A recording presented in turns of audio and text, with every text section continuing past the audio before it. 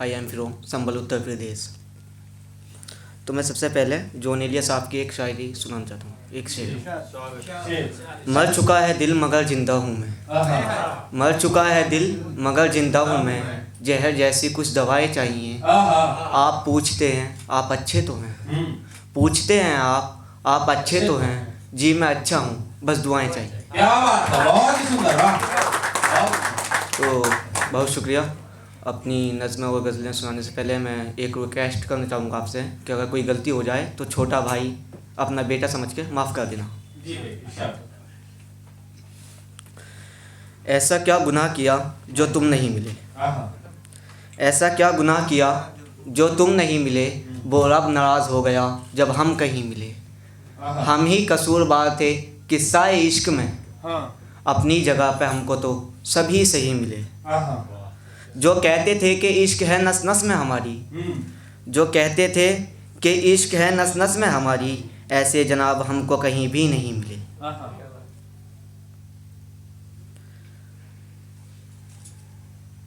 तेरी बातें मुझे सताती हैं तब, तेरी बातें मुझे सताती है तब, तेरी यादों को ये मिटाती है तब।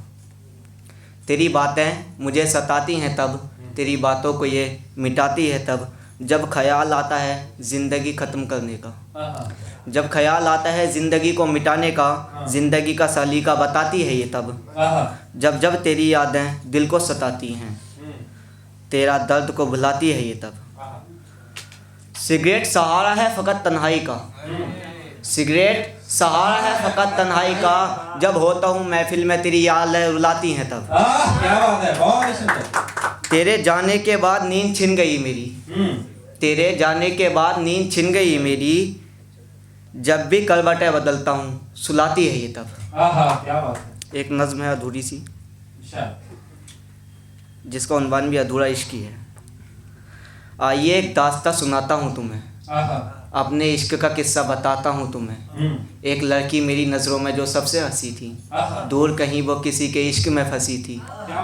वो जो मेरा रकीब था, अफसोस ये कि वो उसके सबसे करीब था।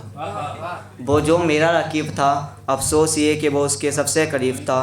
उसको इश्क हुआ मुझसे इतना गहरा, नहीं लगा सका इश्क पर हमारे कोई पहरा।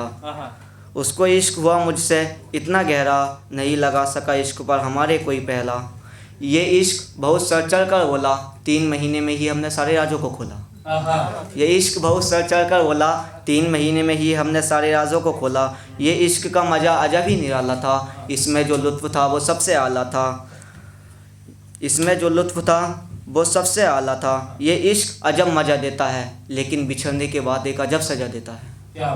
ये इश्क अजब मज़ा देता है, लेकिन बिछड़ने के बाद एक अजब सज़ा देता है। सब कुछ अच्छा था, प्यार भी बहुत था, हर बात पर दोनों को एतबार भी बहुत था।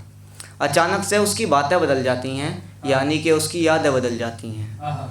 अचानक से उसकी बातें बदल जाती हैं, यानी कि उसकी यादें बदल जाती हैं। पता चला कि वो जो रकीब था, कसम खुदा की वो उसके सबसे करीब था। क्या बात। मैंने कहा लगता है हिज्र अब करीब है, उसने कहा कोई नहीं मेरे पास रकीब है। मेरी हर बात को वो टालने लगी थी, यानी कि रकीब की वो मानने लगी थी। मेरी हर बात को वो टालने लगी थी, यानी कि रकीब की वो मानने लगी थी। मैंने कहा याद कर तूने कुछ वादों को जोड़ा है। उसने कहा हाँ कोई बात नहीं, अब मैंने ही उन्हें तोड़ा है। मैंने उसको बहुत मनाया, लेकिन हर बार उसने मुझको ठुकराया। मैंने कहा तुझको इस मोहब्बत का भी ख्याल नहीं, उसने कहा नहीं नहीं मुझे कोई मलाल नहीं। बहुत शुक्रिया। मैंने कहा कि तुझे इस मोहब्बत का भी कोई ख्याल नहीं, उसने कहा नहीं नहीं मुझे कोई मलाल नहीं। रकीब की बातों में वो पहले ही चूर था, यानी कि इस इश्क की कहानी से बहुत दूर था। मैंने हर चंद उसको मनाया, लेकिन हर बार उसने मुझको ठुकराया। मैं इश्क आज भी उससे बेपनाह करता हूँ, यकीनन मैं उस पर ही मरता हूँ। ये 3 महीने का इश्क यूँ ख़त्म हो जाता है और यहीं पर मेरा किस्सा ख़त्म हो जाता है। क्या थैंक यू, बहुत शुक्रिया।